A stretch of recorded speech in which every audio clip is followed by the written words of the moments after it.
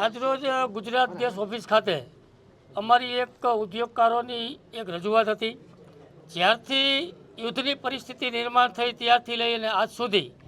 જે ગેસના ભાવમાં અને ગેસની સપ્લાયમાં અનિશ્ચિતતા સર્જાણી એના હિસાબે અમારી ઇન્ડસ્ટ્રીને બહુ મોટી નુકસાની સહન કરવી પડી છે। અમારા અને ગુજરાત ગેસના બધા ઉદ્યોગકારો સાથે સતત ચર્ચા અને વિચારણા કરી અમારે ગેસ માટે મતલબમાં માગણી અમારી કરવાની હોવાથી અમે ગુજરાત ગેસ સાથે સતત સંપર્કમાં રહી અને અમે અવારનવાર ભાવ લેતા હોઈએ છીએ।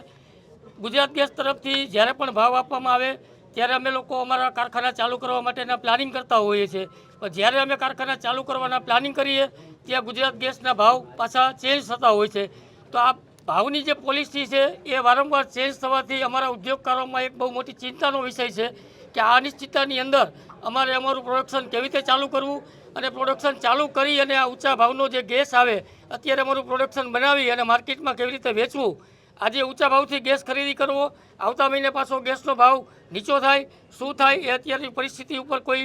નક્કી થઈ શકતું નથી। એના માટે અમે આજરોજ અત્યારે ગુજરાત ગેસે આવેદનપત્ર આપ્યું કે જે 2 દિવસ પહેલાં જે અમને ભાવ આપવામાં આવ્યો હતો મે મહિનાનો, એ ભાવ હતો જ્યારે યુદ્ધ ચાલુ હતું માટે, તો જ્યારે ભાવ આપવામાં આવ્યો ત્યારે અમને એવું કહેવામાં આવેલું કે તમે અમને